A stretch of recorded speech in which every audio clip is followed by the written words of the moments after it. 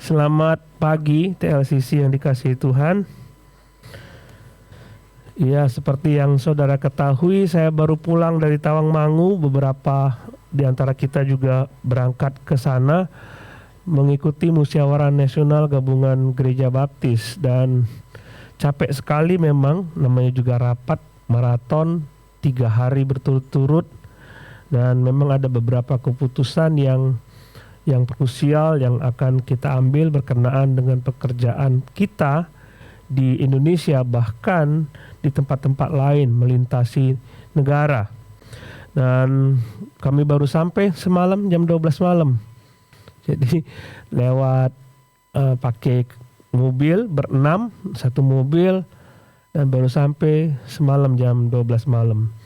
Cukup lelah, tapi kita bersuka cita kita bisa bertemu hari ini dan belajar firman Tuhan. Mari kita berdoa bersama-sama. Tuhan Yesus yang baik, kami bersyukur kepada Tuhan. Engkau sungguh mengasihi kami, Engkau sungguh peduli akan hidup kami, Engkau sungguh memperhatikan kami, memelihara kami. Dan saatnya kami ingin merenungkan firman Tuhan, kami ingin belajar dari firman Tuhan, kami mohon Tuhan menaungi hati dan pikiran kami. Bila ada sesuatu yang mengganjal kami, sesuatu yang menjadi pergumulan kami selama ini, biarlah Tuhan jawab, Tuhan berbicara kepada kami secara pribadi. Bapa, terima kasih, hamba-Mu berdoa, Tuhan sendiri yang ambil alih pemberitaan firman Tuhan ini. Di dalam nama Tuhan Yesus kami berdoa. Amin. Saudara, di dalam Alkitab kita mengenal ada banyak tokoh dalam perjanjian baru yang bertemu dengan Yesus. Benar ya? Pada masa ketika Yesus lahir, ada orang Majus dari timur dan hendak mencari Yesus. Yesus menjadi berita yang luar biasa, bahkan ketika dia lahir di Bethlehem itu orang mencari Yesus. Saudara lihat ketika dia memberitakan kerajaan Allah di daerah Palestina itu, ada seorang tokoh yang luar biasa yaitu Nikodemus. Dia datang pada waktu malam ingin berjumpa dengan Yesus. Rupanya ada sesuatu yang mengganjal dalam dirinya dan ingin bertanya, mencari solusi atas apa yang menjadi pertanyaannya selama ini dan bertanya kepada Yesus. Hari ini kita belajar dari Lukas pasal 19. Ada seorang yang mencari Yesus. Tapi dalam pasal 18 kita akan bertemu dengan seorang, buka Alkitab saudara, Lukas pasal 18 ayat yang pertama itu, ada seorang yang kaya raya, dia masih muda, dan dia bertanya kepada Yesus, Guru, apa yang harus kulakukan supaya aku memiliki hidup yang kekal? Dia bertanya kepada Yesus, rupanya ini yang menjadi pergumulannya selama ini, bagaimana caranya aku bisa mendapatkan hidup yang kekal. Bertanya, saudara bayangkan, dia sudah melakukan semua hukum Taurat, dia sudah melakukan apa yang Tuhan perintahkan, tapi dia tidak yakin akan keselamatannya. Itu yang dicari oleh manusia. Tetapi sayang, dia punya segala-galanya, uang dia punya, tapi uang itu tidak bisa membuat dirinya membeli keselamatan itu. Bahkan uang itu menjadi penghalang bagi dirinya untuk mendapatkan keselamatan. Tuhan suruh pilih, kamu uangmu atau aku. Dia pergi meninggalkan Tuhan. Kemudian kita turun pada cerita berikutnya, ada seorang buta di Yeriko. Seorang buta di Yeriko. Dia berteriak-teriak, Guru kasihanilah aku, Guru kasihanilah aku. Orang suruh diam. Tapi dia tidak peduli.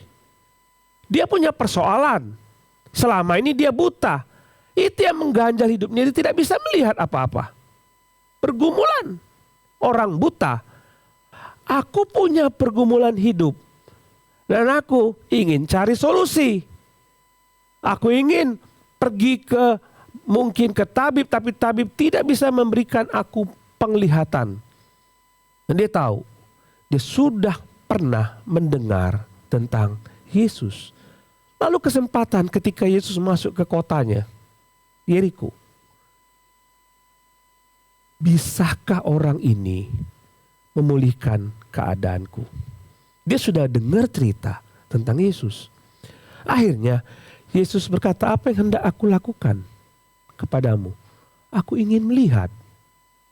Yesus memberi solusi kepada orang buta ini dan dia bisa melihat. Orang kaya dengan kekayaannya tidak bisa membeli apa-apa. Orang miskin yang buta itu tanpa menggunakan uang dia mendapatkan segala-galanya.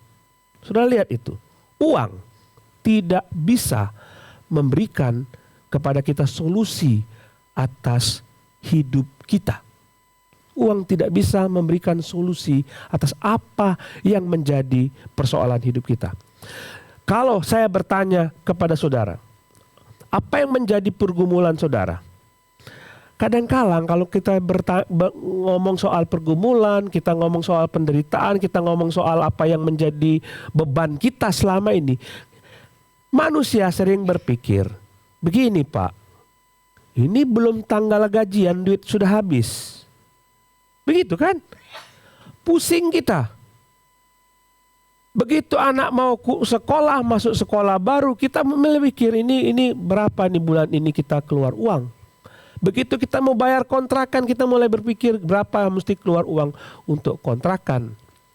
Semua selalu berpikir mengenai uang. Seolah-olah kalau ada uang habis perkara. Bebas. Ada seorang teman saya, dia tidak punya uang. Lalu saya katakan kepadanya, kamu mesti ketemu Yesus. Yesus solusi. Dia bilang, kalau tidak ada uang, tidak ada solusi. Begitu jawabannya. Tidak ada uang, tidak ada solusi. Saya mengajak saudara melihat seorang tokoh, seorang penyanyi terkenal dari Korea. Saya tidak kenal dia, saya tidak tahu apa yang lagu yang dia nyanyikan, tapi beberapa di antara saudara tahu orang ini, tahu ya? Ada yang tahu lagu orang ini? Oh, nggak tahu, ini emang orang jadul kayaknya. Nggak tahu. Dia punya popularitas, dia punya uang, dia punya banyak penggemar, umur 27 tahun dia bunuh diri. Dia punya segala-galanya yang diidamkan oleh manusia. Tapi semua orang mengatakan pada waktu dia meninggal, koran itu, orang memberikan komentar. Tidak ada nampak dalam hidupnya dia tidak menderita. Tidak ada nampak pergumulan. Happy aja, ketawa saja. Tetapi ketika dia meninggal, dia buat sebuah tulisan yang mengatakan, aku hancur dari dalam. Selama ini dia bernyanyi, dia tersenyum. Tetapi di dalam hatinya, dia bergumul dan berat. Uang dia punya, popularitas dia punya, tapi dia tidak memiliki apa yang dia butuhkan. Sama seperti seorang yang akan kita pelajari ini dalam Lukas pasal 19. Mari kita buka Alkitab kita dalam Lukas pasal 19.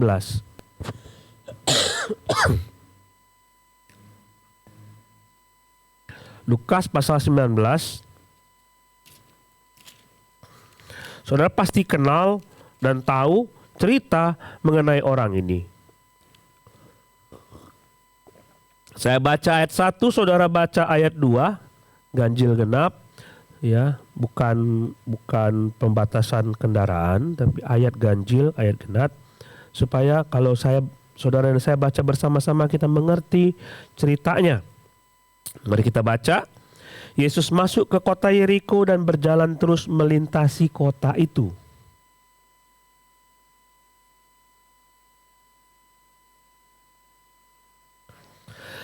Ia berusaha untuk melihat orang apakah Yesus itu. Tetapi ia tidak berhasil karena orang banyak, sebab badannya pendek.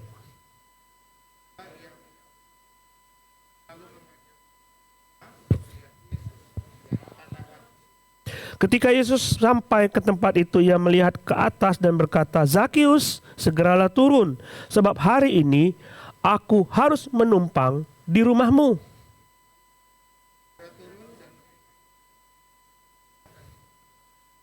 Tetapi semua orang yang melihat hal itu bersungut-sungut, katanya, "Ia menumpang di rumah orang berdosa."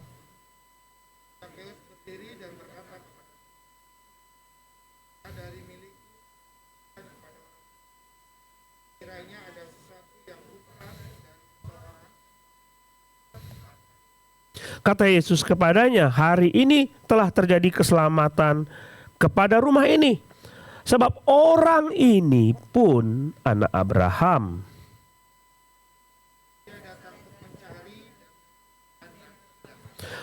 Perhatikan, kita berkenalan dengan seorang yang bernama Zakius. Kita sudah tahu cerita Zakius. Kalau saudara banyak baca Alkitab, sudah pasti tahu tentang Zakius. Alkitab mengatakan, Zakius itu pemungut cukai, bukan hanya pemungut cukai. Dia mengatakan kepala pemungut cukai. Dan dia orang kaya. Ya.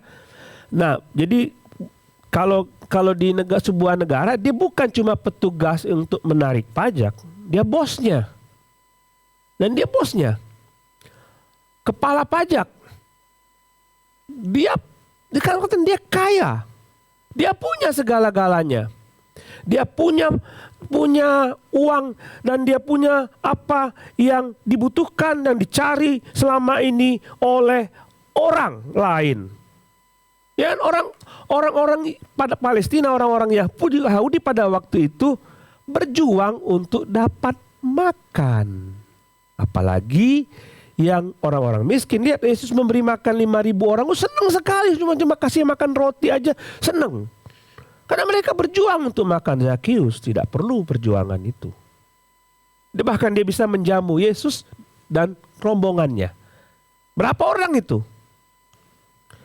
Yesus dan murid-muridnya, mungkin ada orang-orang lain mengikut, mungkin 30-40 orang masuk ke rumahnya dan makan bersama-sama dengan Yesus. Dia bisa bayar makanan dan membuat pesta di rumahnya.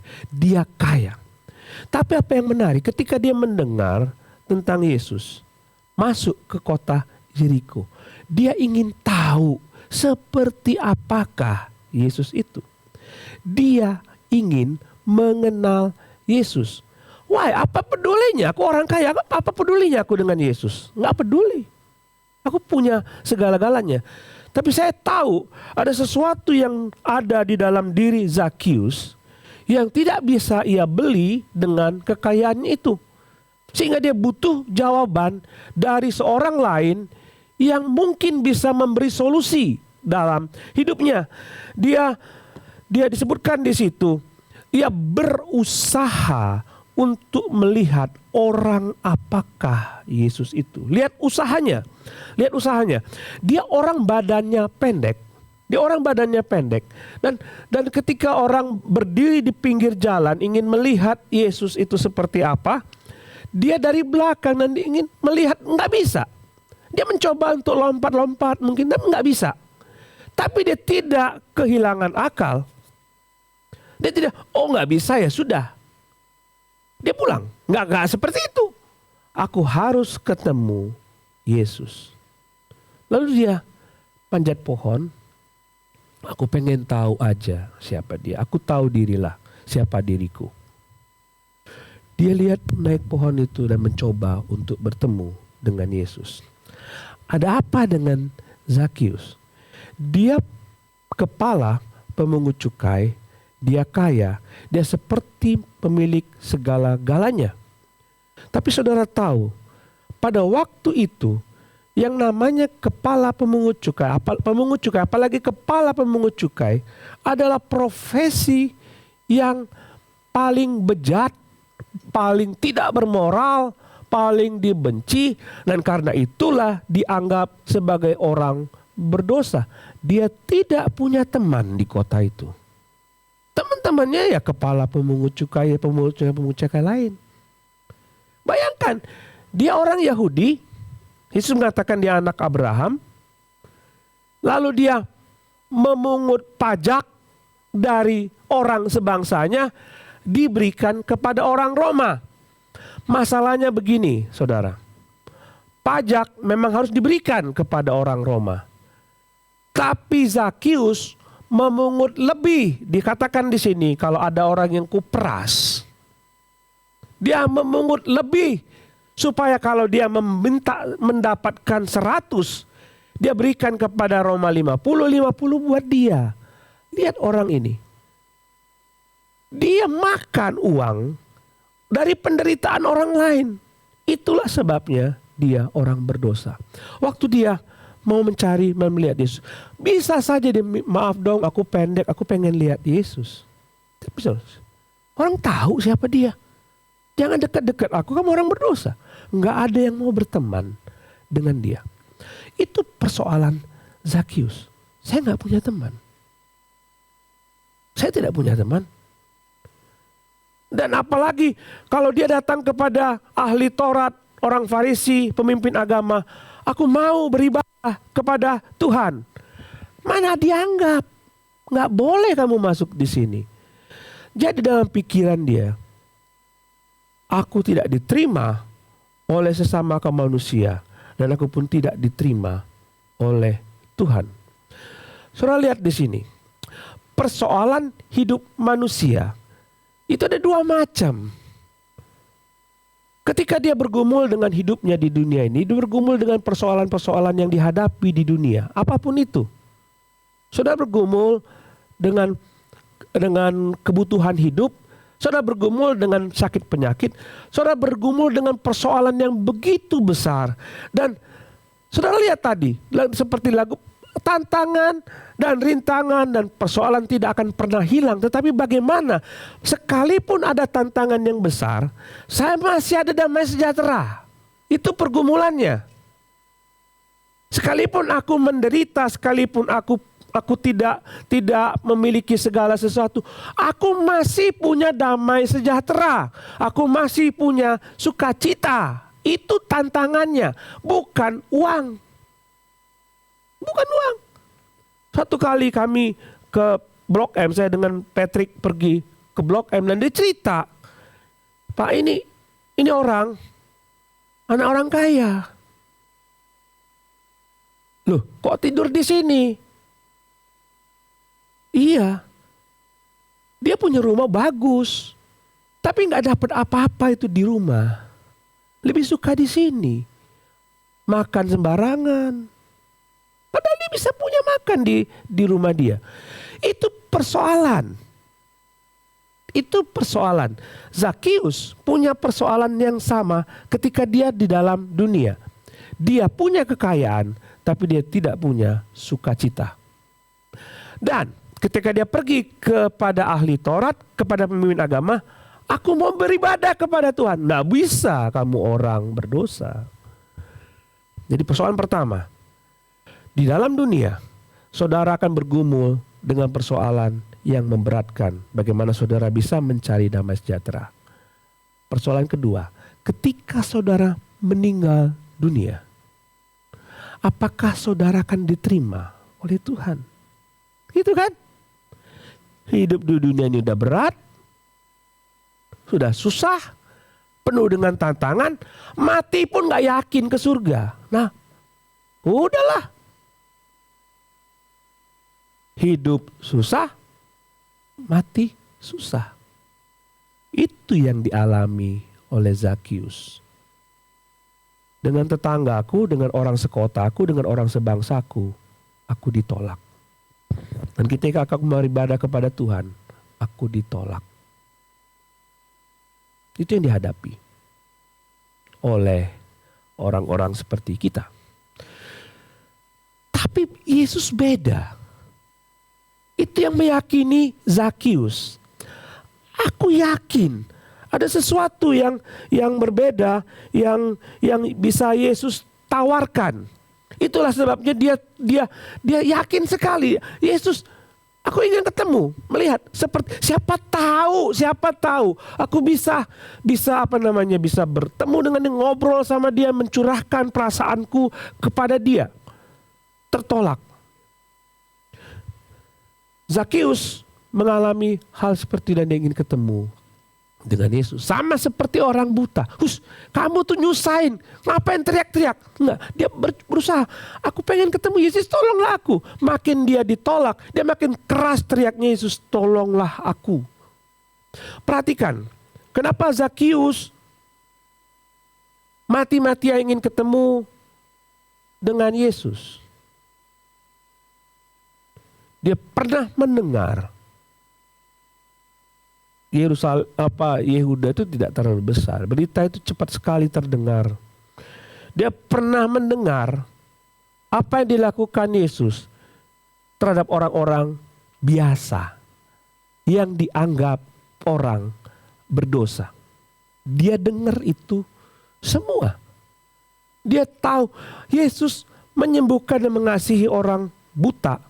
Yesus mengasihi orang-orang yang sakit dan menyembuhkan itu. Bahkan dia mendengar sesama orang yang satu profesi dengan dia, Matius, orang Lewi itu, si Lewi itu, yang dianggap sebagai orang berdosa, pemungut cukai itu, menjadi murid Yesus. Oh ini nih, dia orang berdosa yang sama seperti aku. Kok diterima? Mungkinkah aku diterima? Mungkinkah? Pasti ada pengharapan di situ. Kalau pemimpin agama ngomong kamu gak bisa datang kepada Tuhan. Tapi Yesus beda. Dia datang ke pinggir jalan dan di sini nyapain orang-orang. Nggak seperti pemimpin agama yang lain. Yesus berbeda. Dan mungkinkah dia menjadi solusi bagi hidupku? Itu yang dalam pikiran Zakius. Kita belajar apa dari sini? Sekian lama kita mendengar tentang Yesus. Sekian lama kita mendengar apa yang dia lakukan kepada orang-orang lain. Kita membaca kisah itu. Kita membaca kesaksian itu. Kita bahkan membaca Alkitab di mana Yesus menceritakan mengenai keselamatan, solusi dalam hidup. Kenapa nggak datang kepada dia? Bukan ke gereja. Kepada dia secara pribadi. Mungkinkah persoalan hidupku selama ini karena aku tidak datang kepada dia? Sudah dengar itu semua. Kalau semua usaha yang sudah saudara lakukan gagal membuat saudara bersuka cita dalam hidupmu, merasa tidak yakin bahwa saudara masuk surga, kenapa nggak coba Yesus? Saya mendengar selama ini, kok di kekristenan tuh orang kok bisa ya nyanyi-nyanyi ketika berduka? Kok happy sekali orang Kristen? Kok damai sekali? Kok dia bisa ketika dianiaya dia masih berdoa untuk musuhnya? Kok bisa? Mestinya itu menjadi tanda tanya kita. Ada apa dengan orang semacam ini yang bertemu dengan Yesus? Itu yang ada dalam pikiran Zakius. Dan dia ingin coba semua persoalan itu dibereskan. Mengerti? Bukan datang ke gereja, datang kepada Tuhan. Kalau saudara datang kepada saya minta supaya saudara memiliki hidup yang enggak, sia-sia. Sia-sia. Atau mungkin selama ini saudara menjadi orang Kristen, saudara beribadah ke gereja, tapi tidak yakin masuk surga atau tidak. Kan aneh. Aneh itu. Sekian lama ke gereja nyanyi haleluya, syalalalala. Masuk surga enggak? Enggak tahu. Kan aneh. Sementara Yesus memberikan solusi itu. Kenapa tidak datang kepada dia? Kenapa tidak datang kepada dia? Atau mungkin saudara selama ini mencari sukacita. Saudara mengatakan kalau ada uang baru aku ada sukacita. Dan tidak pernah ketemu itu. Tidak pernah ketemu itu. Tapi ketemu Yesus. Ada, tidak ada uang. Tetap sukacita. Amin. Harus seperti itu. Saudara akan ketemu dengan orang yang begitu kaya, bisa sukacita dia karena dia punya Yesus. Tapi saudara bisa ketemu dengan orang yang miskin dan tidak punya apa-apa. I'm happy with you Lord, as long as you with me always. Selama engkau bersama dengan aku, saya selalu sukacita.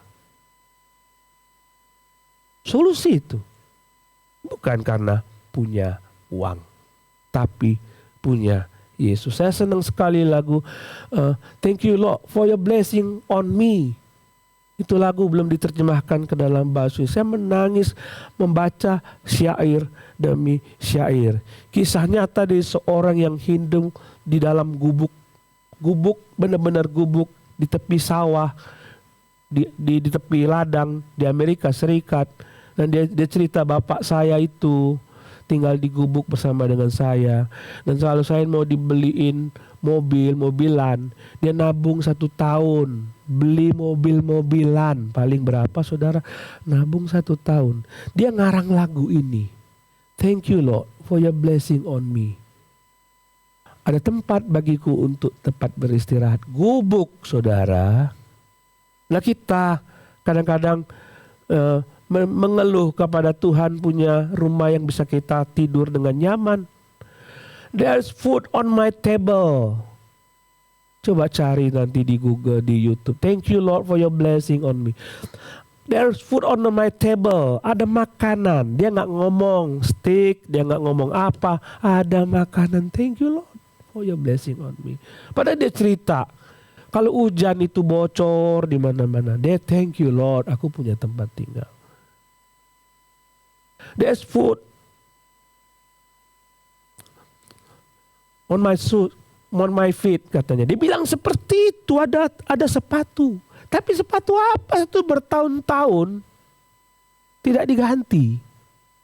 Sementara kita mengeluh, ini sudah saatnya diganti tapi nggak punya duit Tuhan. Kita selalu mengeluh, tapi sukacita nggak ada. Nggak ada.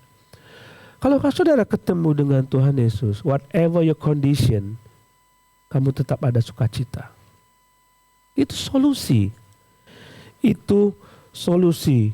Nah, coba lihat ayat berikutnya.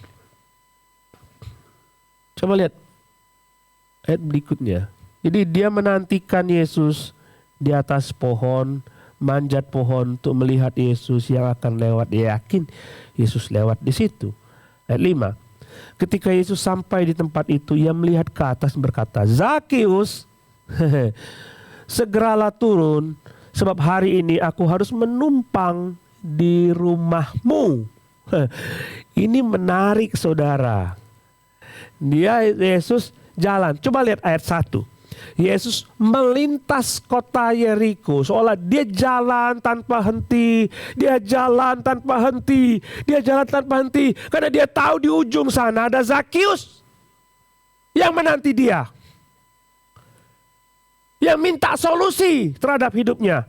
Dia tahu artinya hati Yesus, fokus Yesus, perhatian Yesus tertuju kepada orang yang membutuhkan solusi dalam hidupnya. Jadi dia jalan terus. Bahkan ketika dia sampai di pohon itu, dia melihat Zakeus dan memanggil namanya. Sudah tahu kenapa Zakeus tertegun dan senang ketika namanya dipanggil? Enggak ada orang panggil nama dia selama ini. Mana ada? Coba lihat ayat 7. Kita baca ayat 7. Tetapi semua orang yang melihat hal itu bersungut-sungut, katanya, ia menumpang di rumah orang berdosa. Tidak disebutkan ia menumpang di rumah Zakeus. Why? Yesus secara pribadi panggil nama. Zakeus artinya murni. Zakeus artinya suci. Sementara hidupnya gak kayak gitu. Gak cocok namamu itu. Maka dibuatlah julukan-julukan yang sesuai dengan perbuatannya. julukan yang sesuai dengan apa yang dia lakukan, maka disebutlah itu orang berdosa. Namanya siapa? Nggak berani sebut nama Zakius. Waktu Naomi balik dari Moab ke Bethlehem, jangan sebut aku Naomi, panggil aku Mara. Pahit hidupku. Nggak cocok namaku seperti itu. Tapi Yesus datang, panggil Zakius. Sudah lama aku nggak kedengar nama itu. Sudah lama orang tidak memanggil namaku. Seperti orang mengatakan aku ini orang berdosa. Itu julukanku. Itu julukanku. Waktu waktu saya masih kecil, ya ada seorang namanya Oon. Saya bingung kok namanya Oon. Kita panggil Oon aja ya, kita panggil. Sampai-sampai kami tidak tahu nama aslinya. Saudara tahu kenapa Oon? Ya disuruh apa aja mau dia. Ya. Kayak gitulah orangnya. Maka disebut Oon. Kita panggilnya Oon. Dia On sini On, datang dia. Memang orangnya kayak gitu. Sampai kita nggak tahu nama aslinya. Itu masuk ke dalam pikirannya. Aku kayak gitu tuh. Tapi baru kali ini Yesus memanggil nama Zakius. Apakah aku orang suci? Enggak kan? Apakah Yesus mengesahkan apa yang dia lakukan? Tidak. Apakah Yesus setuju dengan apa yang dia lakukan? Tidak. Tapi kenapa Yesus panggil nama Zakius? Yesus ingin memberi pengharapan kepada dia. Yesus ingin mengasihi dia. Yesus mau menunjukkan kasihnya kepada dia. Aku mengasihimu dan aku panggil sesuai dengan namamu. Banyak orang kayak gitu ya. Aku gak punya pengharapan, dihantui dengan masa lalu. Dihantui dengan julukan-julukan. Ya, saya menekankan sekali kepada kita semua, jangan pernah memanggil nama orang dengan julukan-julukan yang nggak benar. Kan kadang-kadang anak kita gendut, gendut. Lalu anak kita nakal, anak setan. Padahal dia orang tuanya. Ya kan? Ya kalau itu anak setan ya kamu setan juga mestinya kan begitu. Tapi itu membekas. Kamu bodoh. Bodoh. Tiap kali kita lihat ujiannya bodoh. Dan itu membekas. Membekas. Sampai kita besar. Kita mengatakan aku gak mampu. Aku bodoh. Kata papaku aku bodoh. Kata mamaku aku bodoh. Di sekelas. Guruku bilang aku bodoh. Ya aku orang bodoh. Dan itu membekas dan tidak bisa lepas. Tapi Yesus beda. Yesus ingin memberi pengharapan. Maka lihat di sini, Yesus mencari Zakius dan ingin membereskan persoalan hidupnya. Dia ingin membereskan persoalan hidupnya.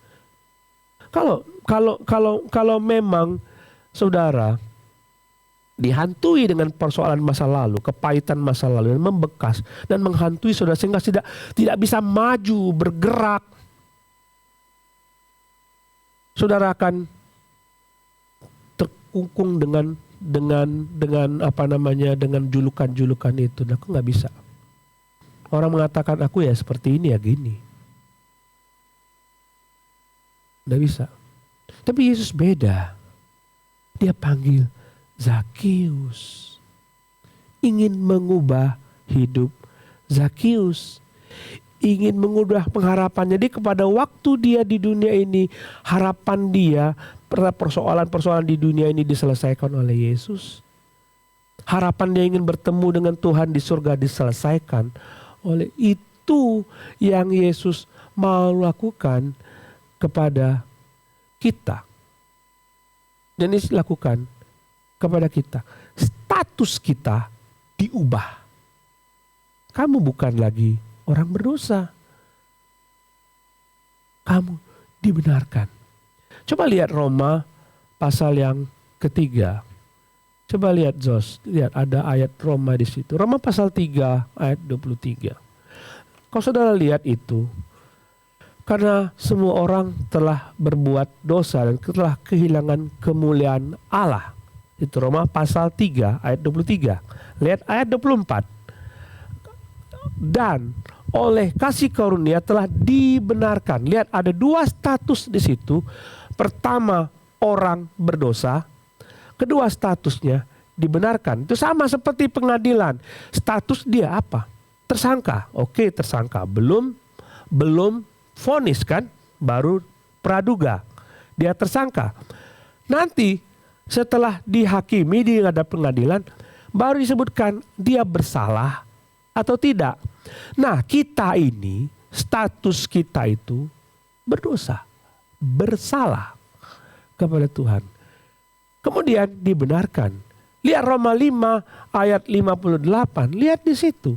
Akan tetapi Allah menunjukkan kasih-Nya kepada kita karena Kristus telah mati untuk kita ketika kita masih berdosa. Itu status kita waktu kita belum terima Yesus. Tetapi lebih-lebih karena kita sekarang dibenarkan. Nah, statusnya berubah. Zakius tadinya orang berdosa. Statusnya dibenarkan. Yesus yang bisa melakukan itu. Lihat caranya bagaimana. Dengan cuma-cuma karena penebusan di dalam Yesus. Roma pasal 5 mengatakan dibenarkan oleh darahnya. Oleh darahnya. Nggak ada cara lain. Status hidupmu dalam kacamata Tuhan, kamu belum terima Yesus, kamu orang berdosa. Tetapi ketika engkau menerima Yesus Kristus sebagai Tuhan dan Juru, Allah melihat dengan cara berbeda. Engkau orang benar. Sekalipun dalam hidupmu di dunia ini, ketika engkau percaya kepada Dia, engkau masih bisa berbuat dosa. Tapi statusmu adalah orang benar. Itu yang Allah mau lakukan dalam hidup kita. Dan tidak pandang lagi kita sebagai orang berdosa. Zakius, orang berdosa. Statusnya di masyarakat, orang berdosa. Tapi Allah ingin panggil dia nama Zakius. Jadi ketika Tuhan melihat saudara, ketika saudara menyerahkan hidupmu kepada Tuhan, Dia tidak panggil saudara orang berdosa. Dia akan mengatakan, hei orang benar, mari datang. Itu yang Yesus lakukan. Itu yang Dia katakan dalam ayat yang ke-10. Anak manusia datang untuk mencari dan menyelamatkan yang hilang. Hati Dia tertuju kepada orang-orang yang semacam ini. Dia ingin supaya status kita di hadapan Tuhan dipulihkan. Sehingga walaupun kita tahu, aku menderita, aku tahu banyak tantangan, aku tahu tidak punya uang, tapi aku tahu bahwa aku punya segala-galanya di surga.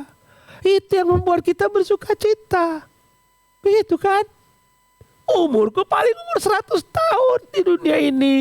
Aku menderita sampai 100 tahun. Tapi sukacitaku tak akan berkesudahan di sana. Itu yang bisa membuat kita tersenyum di dunia ini.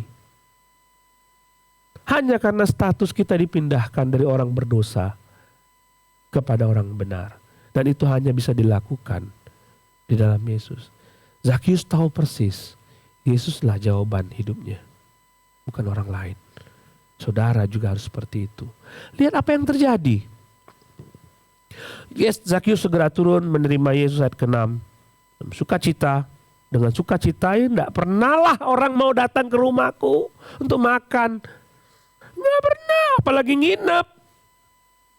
Tapi semua orang yang melihat itu bersungguh-sungguh dan katanya yang menumpang di rumah orang berdosa.